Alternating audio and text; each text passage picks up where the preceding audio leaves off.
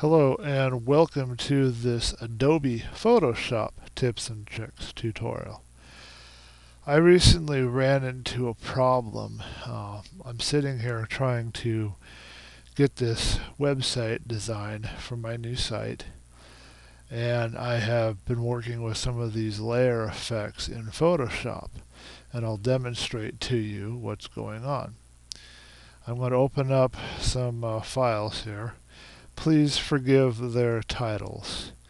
I have a bit of an attitude problem and sometimes have to vent in strange ways, but we're going to open up these two files, and I apologize to anyone who's seen that name and is offended. Okay, so if I go here, hold on a minute, I want to check my grid and make sure that's set right. Alright, we're going to want 64 for this. Now, what I'm trying to design here is, oh, wait a minute, no, I don't want 64, excuse me. This one here I want 16, and then I want 64 later after I've done this, okay. View, show, grid, and view, show, grid. First time I tried Photoshop with trying to do a screencast on this little laptop, we're going to see how well it does. Anyway, I want to make a button, and I want my button to be 256 by 64.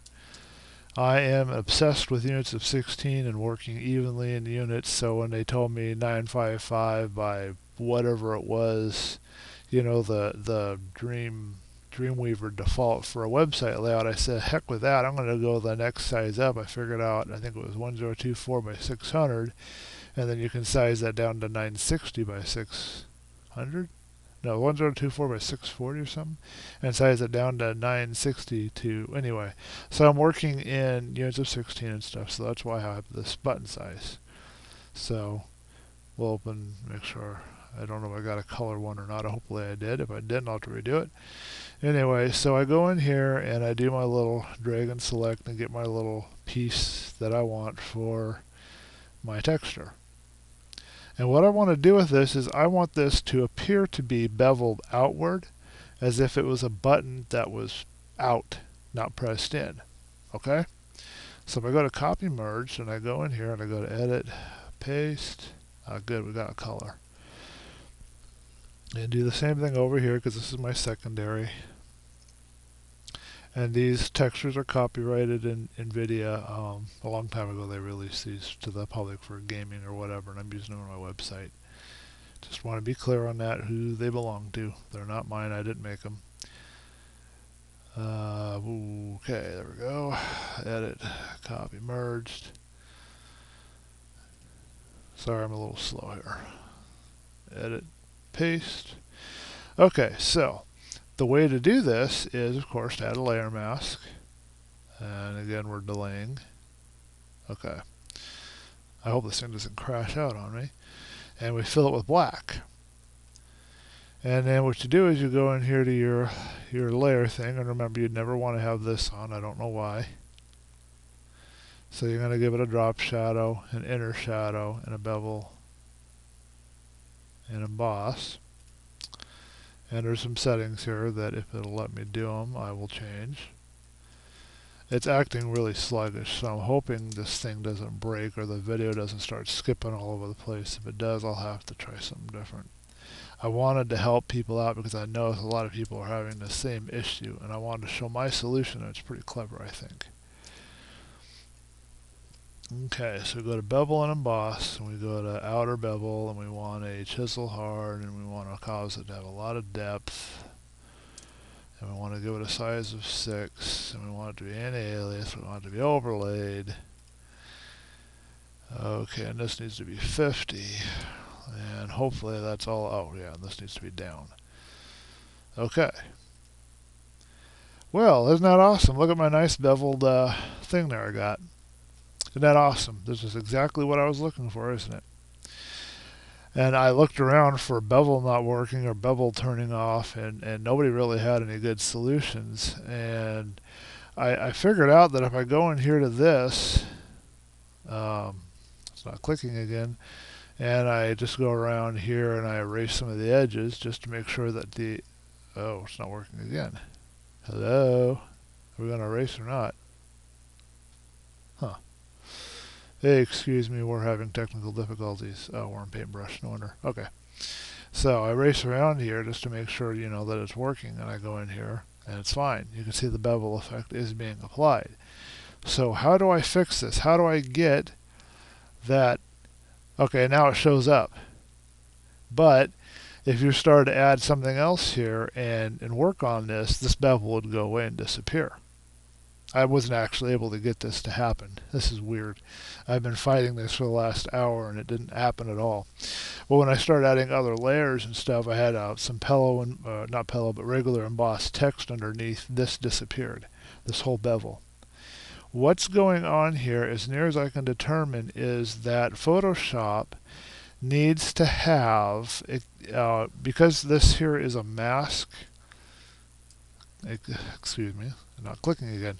Anyway, because this here is a mask, you are seeing all of the texture underneath, and it is a cutoff from, all the texture underneath. If I was to turn off this, you don't see, anything, because it's overlaid on, well, it should be overlaid. I didn't overlay it, but it would be overlaid on top of this. Now we're back to now we're back to it not being there again. It needs to have some kind of, not such a sudden cutoff. Now another option that you could do is you could go in here and you could erase, and you could turn on your grid. I'm not going to do a big fancy thing about it. I'll just kind of loosely demonstrate. But you could go into your paintbrush. You could go around and go click, shift, and shift, and shift. I'm doing pretty good for not being on a grid. Anyway, then you could fill this in with a bunch of black, and you could go in there. But look what you get. I don't think that's what anyone wants. So my solution was actually, I thought, kind of ingenious. What I did, and it just came to me. I don't take credit for it. We'll just say God gave me the idea. Anyway, I came in here and I went to 260, and I went 68, because I want to have 2 units on either side with the grid at 64, which is where I'll have it. You'll see what I mean in a second. So now I go in here and I edit paste. That's my first texture. And I edit copy merged, and I edit paste, and we'll change the order. We'll go in here, we'll add a layer mask, vector mask, shadow, whatever kind of mask you call it anyway. If I go in here and zoom way in, and by the way, somebody else said in somewhere that I read that you need to have, and why is that not quite right? Anyway, you need to have this at 100% when you're trying to do the bevel, or it won't work. So just keep that in mind. I've got a technical problem here. I need to figure out why we're doing this. So I'm going to figure that out real quick. Grids, we're going to go to 64. Something's not right here. Yeah, that's too big. Why is that so big? I did it right, didn't I? Hold on a minute. Okay, why is it 72 now? I told it 68 by 260. I'm sure that's what I typed. Okay. Be patient with me. Alright, so edit, paste. Weird. Okay, I'm going to go back over here because something's not right. Looks like my size got bigger than I had. I don't care. Okay, now.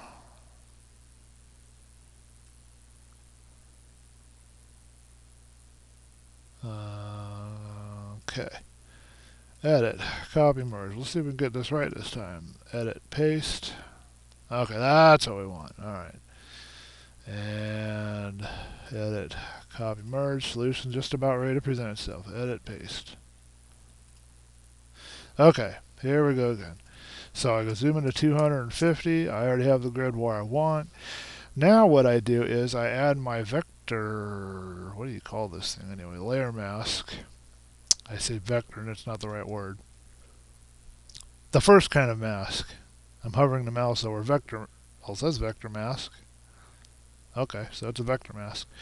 Anyway, so now I take in here and I just go to the draw square thing here. And I just click and drag.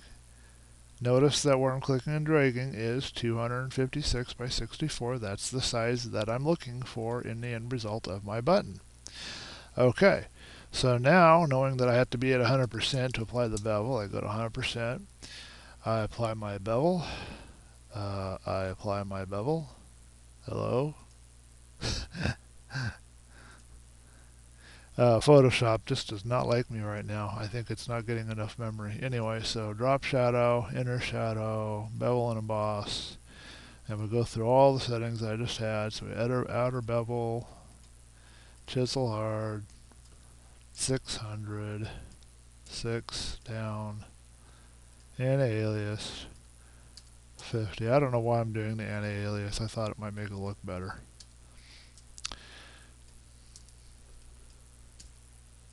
You won't really find shadow detail for smaller surfaces like this, so. And this does not shape the layer, and this will be an overlay, I think, if I did that right. Okay. Okay. I always cut the shadow down just a little bit so you can see the texture a little more underneath. And I change this to overlay. Excuse me. And press OK. And notice that right away we have what we were looking for. We have our nice, beautifully beveled button. And if we go in here, this is really simple. You go to 250. And we're done with it now. We don't want to do anything more. All you have to do, and I'd leave this outer edge until you are done with it. But once you are done with it, you just go in here, make sure your size is right, and go to image crop, and there you go. And you won't lose your bevel as long as that edge is there while you're working on it. And when you're done and you crop and you save, as far as I can tell, you don't lose your bevel during that either. I haven't tested or fooled around with it much, but I'm assuming that it will stay and work. But even if it didn't, what you could do then, in that case, is if you go to undo crop here, you can put in a new layer and make sure it's a transparent layer.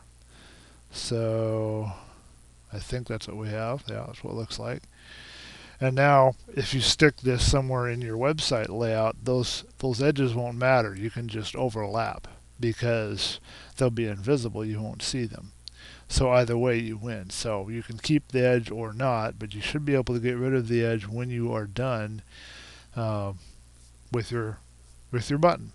So that's the end of this Photoshop tip and trick. I don't know if you'll see any more, but have a hunch that you might in the next couple of weeks. So see you later.